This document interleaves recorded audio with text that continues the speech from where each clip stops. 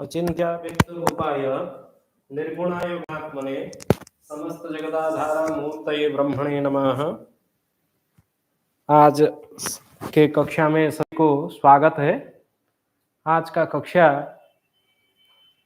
पंचम कक्षा है, 5वां दिन है और इस कक्षा में पिछले कक्षा के जो विषय हम लोग पढ़े थे, सूर्य स्पष्ट करने की विधि, उसी प्रकार बाकी ग्रहों का ग्रह स्पष्ट करते हैं और सभी का एक एक करके करने से हम लोगों को समय व्यर्थ होगा। आप घर में प्रैक्टिस कर सकते हैं।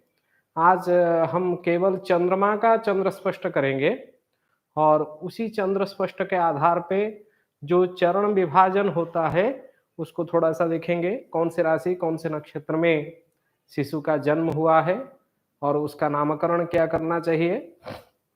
जातक में 2 प्रकार के नाम होता है।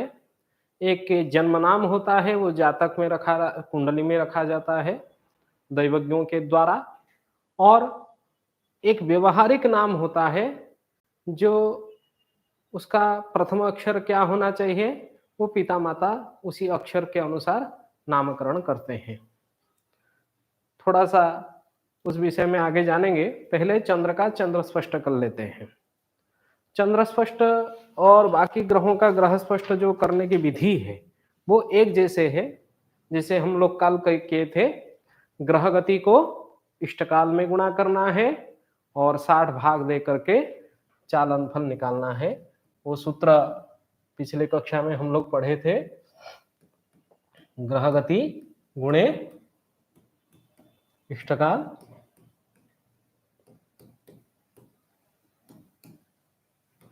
बटे 60 बराबर चालन फल।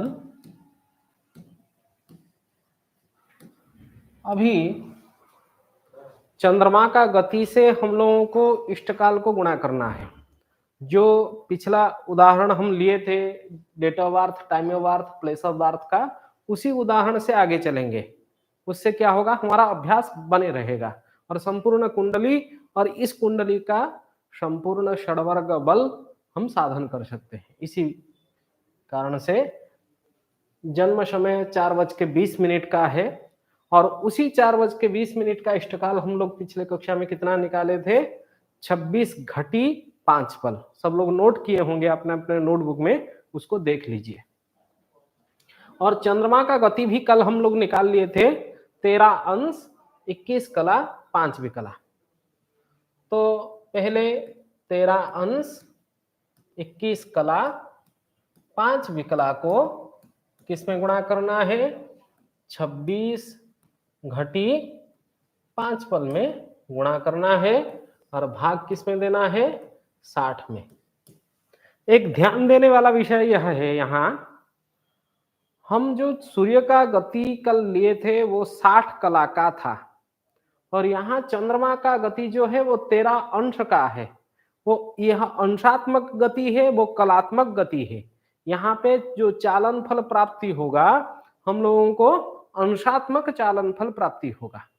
कल चंद्रमा के लिए हम लोगों को क्या प्राप्त हुआ था, सूर्य के लिए कलात्मक गति प्राप्त हुआ था। आज जो चालन फल हम लोगों को प्राप्त होगा वो अंशात्मक प्राप्त होगा, क्योंकि चंद्रमा के गति तीव्र है और चंद्रमा की गति अंशात्मक है, इसीलिए चालन फल भी हम लोगों को अंशात्मक प्राप्त होगा। लेकिन गुणा करने की प्रक्रिया वही है, 13, 21 और 5, उसमें 26 5 को गुणा करना है। पहले तो 5 को सभी में गुणा करेंगे। 5 को सभी में गुणा करेंगे तो 5 को 5 में गुणा करेंगे तो 25 हो जाएगी और 5 को आप 21 में गुणा करेंगे तो 105 होगा। उसी प्रकार 5 को 13 में भी गुणा कीजिए, 5 को 13 में गुणा कीजिए, कितना होगा, 65। अभी 5 का गुणा सभी में, तीनों में हो गया। उसके बाद 26 को भी 5 में, 26 को 21 में, 26 को 13 में, तीनों में गुणा करना है।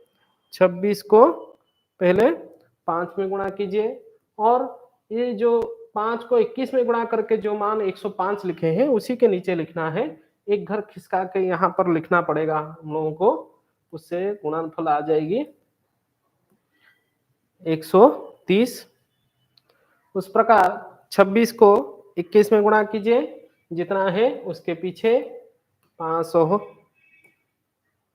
5 4 6, और 26 को 13 में गुणा कीजिए, जितना है उसको भी लिखिए 3 3 8। इसके बाद इस सब को क्या कीजिए, जोड़ दीजिए। जोड़ देने के बाद ये 25 का 25, 5 3 2 235, 11 6 4 10 11 5 1 6, ये 8 3 3 338 611 235 25। अभी यह मान आ गया। कल भी हम लोग समझे थे जब 60 में भाग देना है, बाएं के तरफ से हम लोग पीछे से एक एक करके भाग देके उसका भागफल उसमें जोड़ देते हैं, तो पीछे में हमारे क्या होता है, आंसर आ जाता है। पहले 25 को भाग देंगे तो उसका भागफल 60 में से कुछ नहीं रहेगा, 0 होगा, और भाग शेष क्या हो जाएगी, वही 25 हो जाएगी, इसलिए उसको वैसे ही रखना है।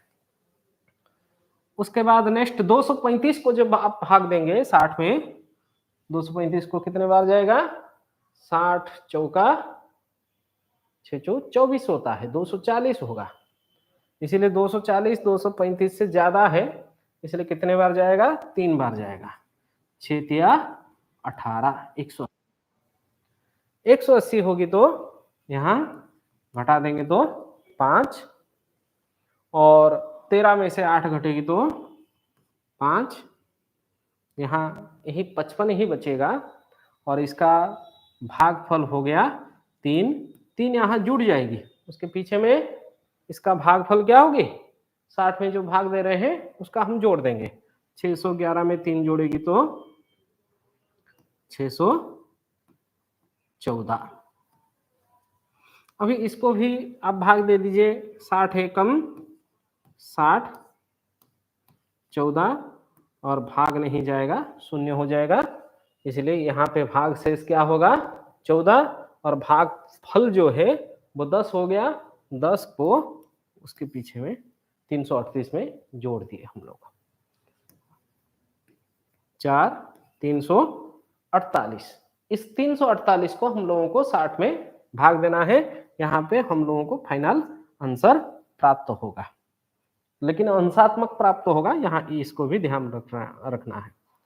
अभी 6 पंचा 30, मतलब 60 पंचा 300 हो जाएगी, 5 अंश 48 कला 14 विकला 55 प्रतिविकला में चालनफल प्राप्त हुआ।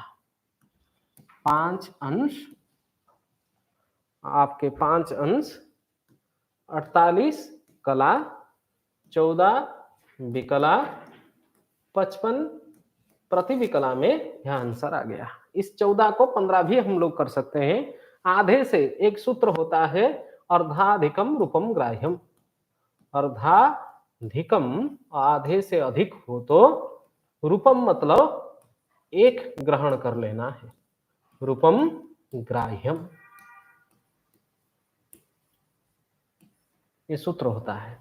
ये जो 55 है वो 60 का आधा 30 होता है, 30 से अधिक है, इसीलिए उसको जब 14 मतलब विकला में हम जोड़ेंगे तो ये आधे से अधिक होने के कारण प्रतिविकला के मान को हटा के हम उसको विकला में भी एक जोड़ देंगे तो भी मान हमारा वही का वही रहेगा, उससे भी गणित कोई दिक्कत नहीं होता है। हम यहाँ एक जोड़ देंगे, ये 15 हो जाएगा, मतलब 5 अंश 48 कला 15 विकला, ये चालनफल हो जाएगा चंद्रमा का। इसको नोट कर लीजिए आप लोग। अब जब चालनफल हम लोगों को प्राप्त हो गया, उसी से हम लोग क्या करेंगे, चंद्र स्पष्ट करेंगे। चंद्र स्पष्ट, उसमें हम लोगों को क्या लेना है, पंक्तिस्थ सूर्य जिस डेट को शिशु का जन्म है, जिस दिनांक को शिशु का जन्म है उसी दिनांक का हम लोगों को लेना है। कौन से दिनांक है ना, 14 तारीख का चंद्र स्पष्ट, जो सूर्योदय कालिक का चंद्र स्पष्ट हम लिखे थे उसी को ग्रहण करना है। सूर्योदय कालिक का चंद्र जो है वो कितना है, 4 अंश, चंद्रमा का चंद्र स्पष्ट 4 अंश, कला 43, कला 12 विकला है, 43 कला 12 विकला है। इसमें हम लोगों को क्या करना है, चालन फल को जोड़ना है। ये अंशात्मक है इसलिए अंशात्मक चालन फल को जोड़ेंगे। 5 अंश, 48 कला 15 विकला। यह चंद्रमा उस दिन का हम कुंडली में देखे थे, चंद्रमा वृश्चिक राशि में था। यह कौन से राशि में, वृश्चिक राशि में था, इसलिए यह वृश्चिक राशि में ही चंद्रमा का चंद्र स्पष्ट होगा। तो 12 15 कितना हो जाएगी, ये जोड़ना है। चंद्रमा हमेशा मार्गी होता है, सूर्य चंद्रमा मार्गी होता है, वक्री नहीं होता है, इसलिए हम लोगों को चालन फल को क्या करना है, जोड़ना है। ये भी ध्यान देना है आप लोगों को। और उसके बाद 8 3 11, 4 4 8 1 9 होगा, तो यहाँ 9 लिख लीजिए, 91 हो गया, 5 4 9। अभी ये 91 60 से ज्यादा है, 91 कला जो है वो 60 से ज्यादा है, इसलिए इसको भी 60 में भाग देके इसका भागफल इसमें जोड़ दीजिए। यहाँ क्या होगा, 31, यहाँ 10 अंश, 31 कला 27 विकला, और राशि जो है वृश्चिक राशि होने के कारण हम लोग यहाँ 7 लिखेंगे, तो यह हमारी शिशु जन्म समय में चंद्र स्पष्ट हो जाएगा। इसका अर्थ यह हुआ, वृश्चिक राशि में 10 अंश, 31 कला 27 विकला में चंद्र स्पष्ट है। और इसी चंद्र स्पष्ट से हम लोगों को नक्षत्रों की चरण का ज्ञान करना है। कौन से राशि, वृश्चिक राशि, और कौन से नक्षत्र में है। पिछले कल भी हम लोग किए थे, यहीं पे कर लेते हैं। एक चरण का मान 3 अंश 20 कला, 6 अंश 40 कला। जल्दी जल्दी अपना नोटबुक में नोट कीजिए।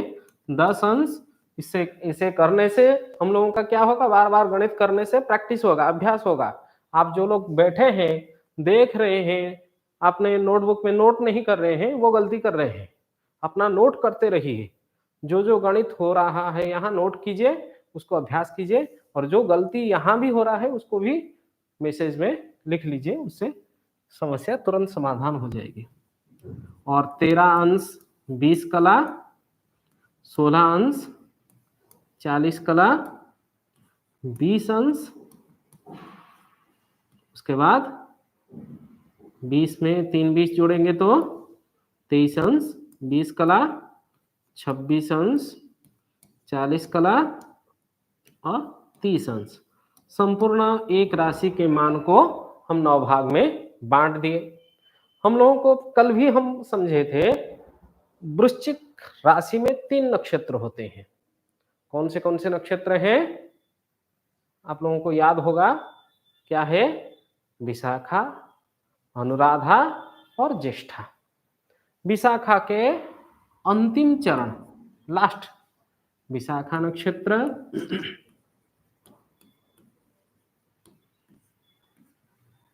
उसके बाद 4 चरण जो होता है वो किसका होता है, अनुराधा नक्षत्र का।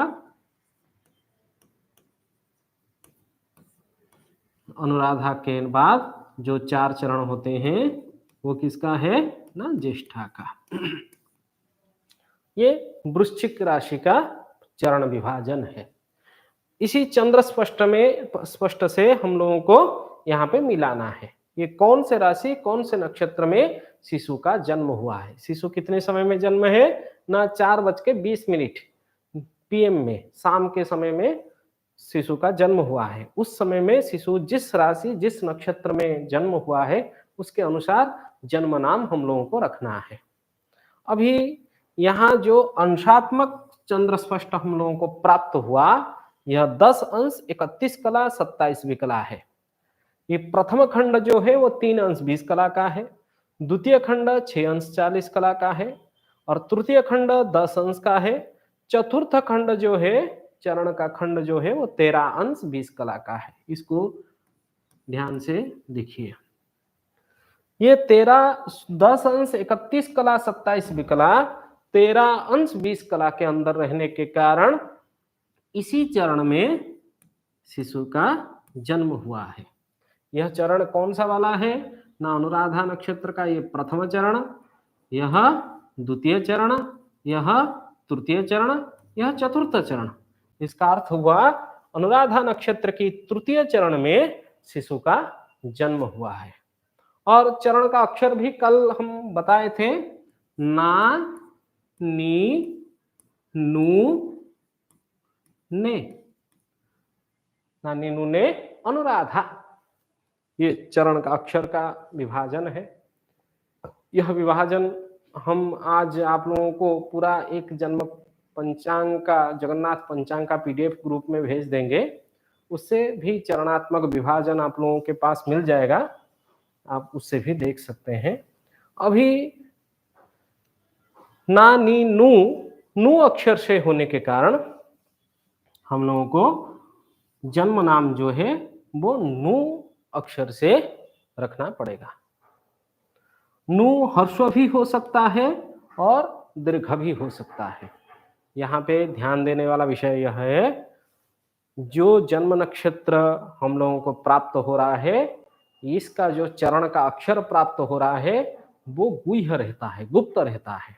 केवल जन्म कुंडली में इस नाम को अंकित किया जाता है।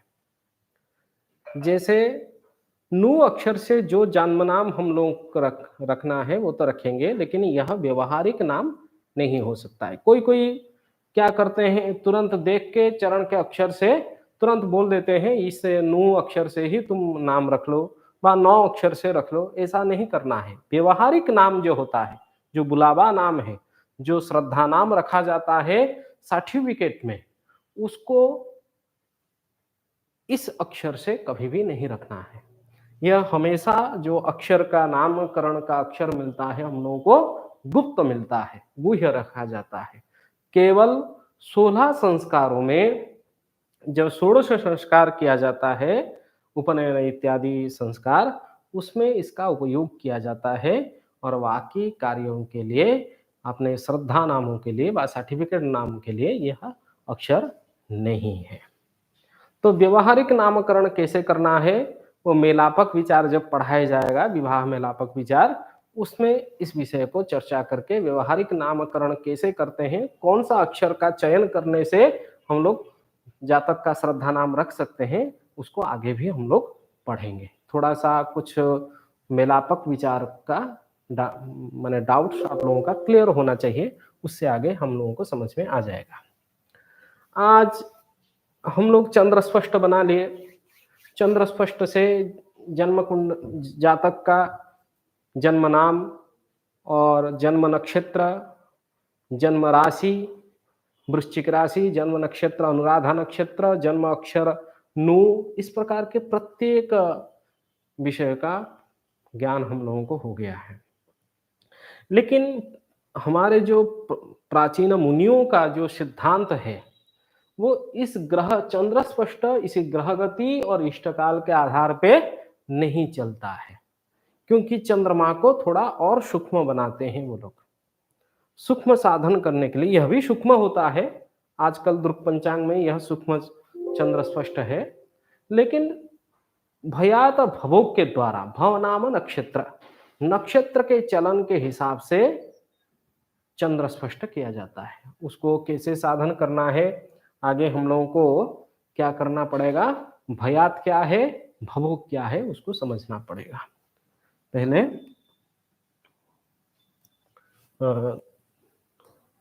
थोड़ा सा आगे चलते हैं। भयात और भवक, भ नाम नक्षत्रम, भ का अर्थ क्या है, आप भयात और भभोग, दो बिंदु। देखिए भ शब्द को भम करके कहा जाता है, भम नाम नक्षत्रम। नक्षत्र का दूसरा नाम जो है वो भम, अथवा राशि को भी क्या कहा जाता है, भम कहा जाता है। भ यात मतलब बीता हुआ, यात मतलब क्या है, बीता हुआ। शिशु का जन्म जिस नक्षत्र में हुआ है, शिशु का जन्म जिस नक्षत्र में हुआ है, उस नक्षत्र का बीता हुआ जो कालखंड है, जो घटिपल का मान बीता हुआ है, उसको भयात कहा जाता है।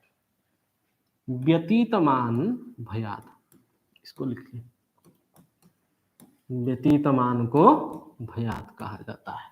बीता हुआ मान, जन्म समय तक नक्षत्र का जितना समय बीत गया है घटिपल में, उसको हम लोग क्या कहेंगे, भयात कहेंगे।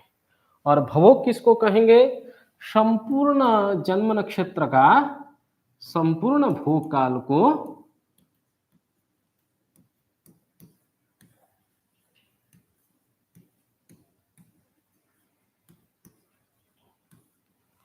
संपूर्ण भोग काल जो है उसको हम भवोग कहेंगे। भ भोग, संपूर्ण भोग काल भभोग, और भ यात मतलब नक्षत्र का बीता हुआ मान।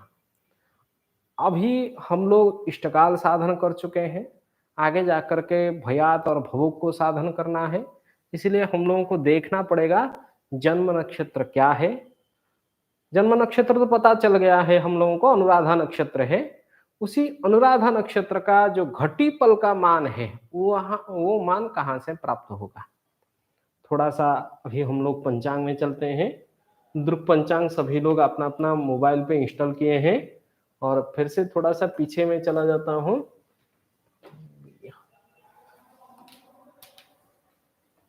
और ये द्रुक पंचांग की पिक्चर्स है। द्रुक पंचांग में हम लोग हिंदू कैलेंडर जहाँ है वहीं पे क्लिक करेंगे तो हम लोगों को डेट वाइज सारा डाटा हम लोगों को प्राप्त होगा। जन्म दिनांक को जो है वो हम लोग 14 तारीख को चयन किए थे, इसलिए 14 तारीख को डबल क्लिक करेंगे तो अपने अपने मोबाइल में सब लोग इंस्टॉल कर लिए होंगे, क्योंकि मैं पहले शुरू के कक्षा में पहले से ही कहा था ये द्रुक पंचांग को अपने मोबाइल में आप लोग इंस्टॉल कर लीजिए, उसी से हम लोगों को आगे समझना है।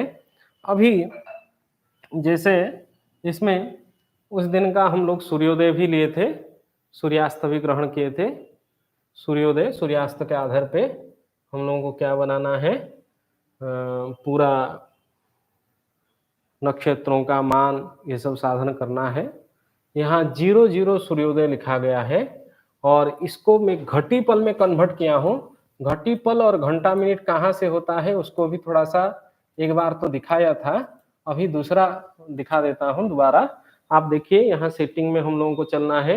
सेटिंग में जा करके जो ये घटिपल है उसको हम घंटा मिनट में चयन कर लेंगे तो ये क्या होगा, घंटा मिनट में हम लोगों को शो करने लगेगा पूरा डाटा।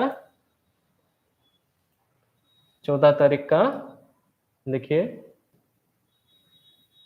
14 तारीख का सूर्योदय 5:54 का था। यहाँ प्रतिपदा PM मतलब मध्याह्न के बाद 2:36 तक प्रतिपदा थी, और अनुराधा नक्षत्र जो है वो 3:24 का था 15 नवंबर का, इसलिए रात्रि मध्यरात्रि के बाद 3:24 तक अनुराधा नक्षत्र रहा है, मतलब दिन भर पूरा अनुराधा नक्षत्र रहा है। जब हमारा शिशु का जन्म हुआ है उस समय में भी मध्याह्न व अपराह्न काल में भी अनुराधा नक्षत्र था। और शोभन योग इस प्रकार पंचांग पिछले कक्षा में हम लोग चर्चा किए थे। वर्तमान हम लोगों को क्या चाहिए, घटिपल में मान चाहिए, इसलिए इसको भी हम लोग घटिपल में बदल सकते हैं। जैसे 3:24 यहाँ लिखा हुआ है अनुराधा नक्षत्र, और सूर्योदय 5:54 लिखा है। हम 3:24 AM अनुराधा नक्षत्र का घटिपल तुरंत बना लेते हैं, इससे भी हो जाएगी। अनुराधा नक्षत्र नोट कर लीजिए कितने समय का है, घंटा मिनट क्या है, 3:24।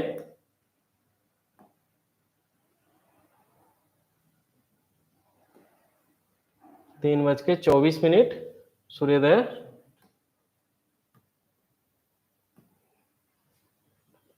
3:24 और सूर्य उदय जो है वो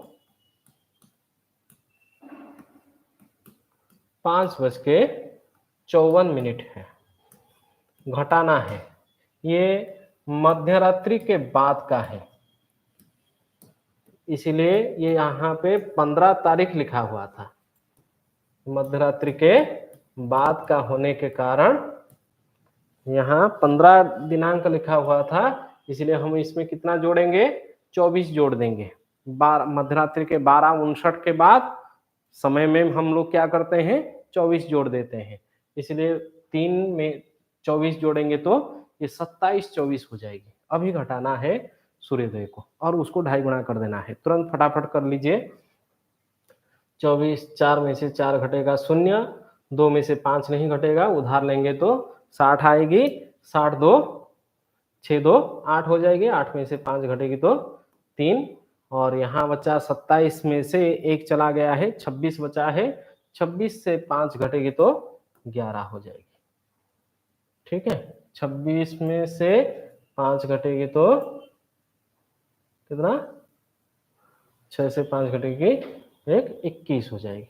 सॉरी, गलत हो गया, इसको 21 कर लीजिए, 21 कर लीजिए। तो 21 30 दो बार लिख लीजिए। 21 का आधा जो है वो 10 घंटा 30 मिनट है, और 30 का आधा जो है वो 15 है। एक बार, दो बार लिख दिए और इसको आधा कर दिए। आधा करके हम लोगों को क्या करना है, सबको जोड़ देना है। और 30 30 30 90 हो जाएगी, 15 जोड़ेंगे तो 105 हो जाएगी। 21 42 होगा, और उसमें 10 जोड़ेंगे तो 52 हो जाएगी। और 105 60 में से ज़्यादा है, इसलिए 60 घटा दीजिए, यहाँ बचेगी 45, और यहाँ इसका भागफल इसमें जोड़ के इसको 53 घटी 45 पल जो है, उस दिन 14 तारीख को अनुराधा नक्षत्र का मान जो है वो 53 घटी 45 पल हो गया। ये घटी में आ गया, यह मान पलात्मक आ गया है, इसको नोट कीजिए। अभी देखिए, ये 53 घटी 45 पल भी यहाँ हम लोग यदि कन्वर्ट कर रहे हैं, माने घंटा मिनट को घटी पल में बदल दे रहे हैं, तभी भी यही मान हम लोगों को आना चाहिए। ये सेटिंग में चलते हैं। सेटिंग में जहाँ घंटा मिनट है उसको घटी पल में देख लीजिए, घटी पल में हो गया। इसको 14 तारीख का डेट चेंज करके देख लीजिए। यहाँ अनुराधा 54:06 दिखा रहा है, ये सूर्योदय को चेंज कर रहा है, इसीलिए 54:06 दिखा रहा है। ये थोड़ा सा कुछ मान में यहाँ गलती आ रहा है, ऐसे नहीं करना है, ये 54:06 नहीं होगा। हम लोगों को सारा मान सूर्योदय के आधार पे लेना है, इसलिए ऐसे घंटा मिनट से घटी पल में कन्वर्ट नहीं करेंगे। इसमें सॉफ्टवेयर में डायरेक्ट घंटा मिनट में रखेंगे, और घंटा मिनट में रख करके ही हम लोगों को आगे की गणित करना है। घंटा मिनट में ही रखिए। चलिए, अनुराधा नक्षत्र का मान कितना हो गया, 53 घटी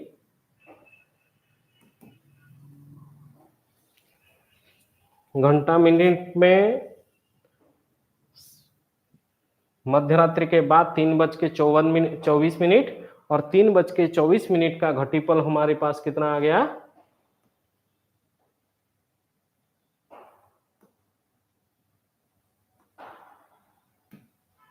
कितना आ गया, 53 घटी 45 पल। उसके बाद हम लोगों को क्या चाहिए, संपूर्ण नक्षत्र का मान पहले चाहिए, क्योंकि भवोग एक चाहिए और दूसरा भयात चाहिए। भवोग के लिए हम लोग क्या करेंगे ना, जैसे पीछे का दिन का हम लोगों को क्या करना पड़ेगा, घंटा मिनट में हो व घटी पल में हो, नक्षत्र कब समाप्त हो रहा है अनुराधा नक्षत्र का जो पिछला नक्षत्र है, अनुराधा नक्षत्र का पिछला नक्षत्र क्या है? विशाखा नक्षत्र, कब समाप्त हो रहा है उसको भी देखना पड़ेगा। और अनुराधा नक्षत्र का पिछला नक्षत्र जो ये 13 तारीख को समाप्त हुआ होगा।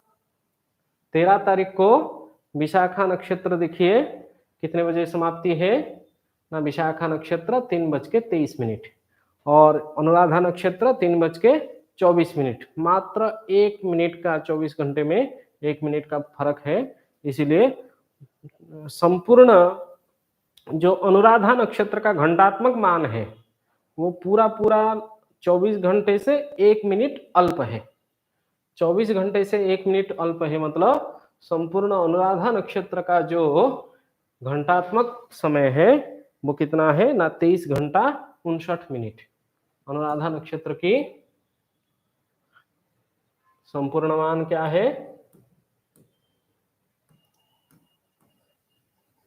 अनुराधा नक्षत्र का संपूर्ण मान कितना हो गया? 23 घंटा 59 मिनट। इसको घटीपल में भी बदलेंगे तो मात्र 1 मिनट का फर्क होगा, इसलिए इसको 2.5 गुना कर देंगे तो वही आप लोगों को घटीपल में मान प्राप्त हो जाएगा। 23 घंटा 59 मिनट को आप साइंटिफिक कैलकुलेटर में भी कर सकते हैं।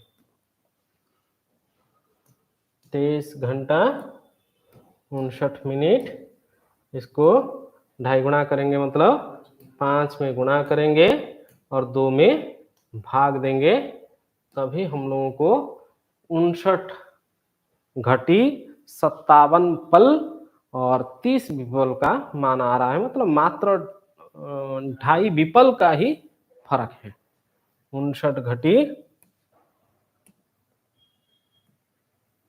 अनुराधा नक्षत्र का जो संपूर्ण मान हुआ है वो कितना है? उसको, जिसको हम भवोग कहते हैं, भवोग का मान कितना प्राप्त हो गया ना? 59 घटी, क्योंकि अनुराधा नक्षत्र का संपूर्ण मान प्राप्त हो गया। 59 घटी 57 पल 30 विपल। ये घटी में है, ये पलात्मक में है, ये विपलात्मक मान है। ये केवल 1 मिनट के कारण इतना हो गया। कभी हमेशा 1 मिनट नहीं होता है, इसलिए हम लोगों को बाकी समय में साधन करना पड़ेगा। कैसे हम करेंगे ना? ये 24 घंटा है, 24 घंटे से जो विशाखा नक्षत्र समाप्त हो रहा है, पहले क्या करेंगे? 24 में से विशाखा नक्षत्र कितने बजे समाप्त हो रहा है ना? 3:23।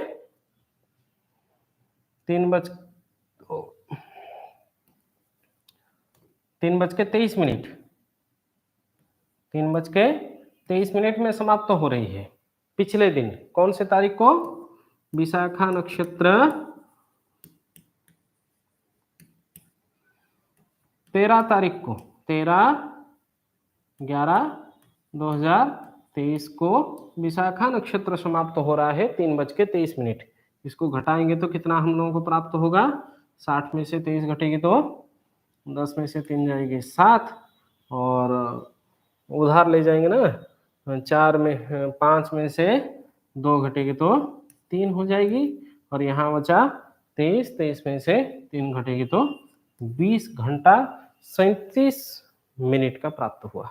और ये जो 3:24 इसमें जोड़ देंगे तो 3:24 को जोड़ देंगे तो, क्योंकि ये दूसरे दिन का है, दूसरे दिन का समय हो गया ना 3:24, उसको आप जोड़ देंगे तो संपूर्ण घंटात्मक मान आ जाएगा किसका?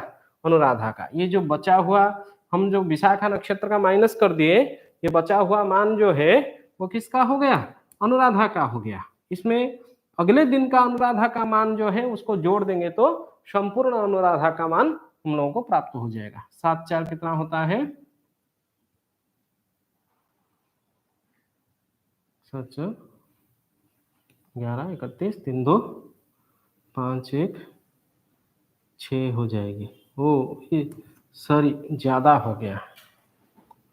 23 घंटा 61 मिनट, ये 1 मिनट ज्यादा हो गया है, गलत यहाँ हम लोग समझे हैं। ये 23 घंटा 59 नहीं, 23 घंटा 61 मिनट हो गया, मतलब 24 घंटा। यहाँ क्या हो गया है, ये 24 घंटा 1 मिनट हो गया, 1 मिनट ज्यादा हो गया। अनुराधा नक्षत्र का मान क्या हो गया, ये अनुराधा नक्षत्र का मान है, हाँ, अनुराधा नक्षत्र का मान क्या हो गया, 1 मिनट ज्यादा हो गया है, क्योंकि वो 3:23 में समाप्त हो रहा था विशाखा नक्षत्र, ये 3:24 में समाप्त हो रही है दूसरे दिन, इसलिए 1 मिनट ज्यादा हो गया, मतलब 24 घंटा 1 मिनट का मान हो गया। उसी के हिसाब से इसको घटीपल में बदल देंगे तो वो संपूर्ण, यहाँ देखिए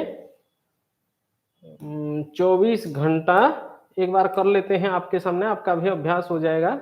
1 मिनट को क्या करना है, 2.5 गुना मतलब 5 में गुणा करना है, 2 में भाग देना है और डीएमएस को क्लिक कर देना है।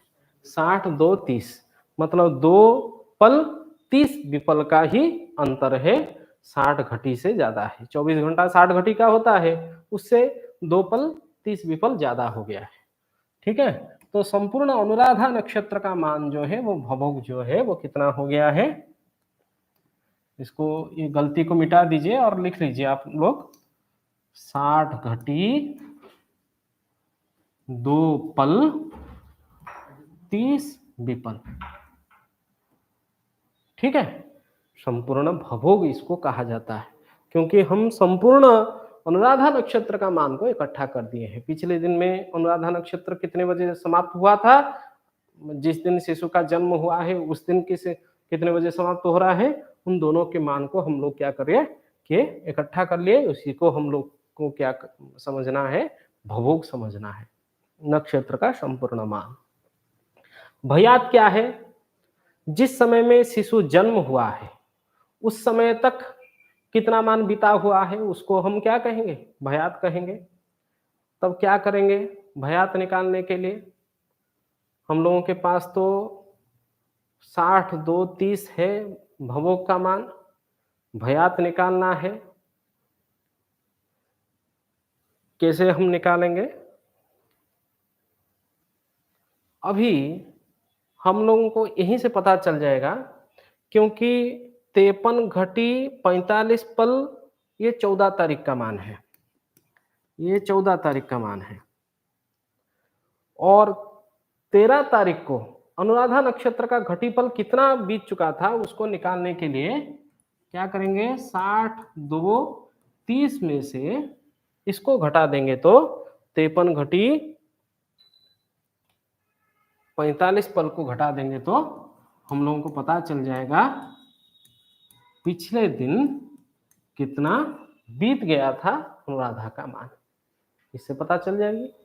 53 घटी 45 पल को घटा देंगे तो यहाँ 2 में से 45 30 में से तो माइनस होगा तो वही 30 का 30 रह जाएगा, 2 में से 45 नहीं घटेगी तो उधार लेंगे तो 62 में से 60 आ जाएगी, 62 में से 45 को घटाना है, और 12 में से 5 घटेगी 7, और 5 में से 4 घटेगी 1, और यहाँ 9 में से 3 घटेगी, कितना हो जाएगी 6।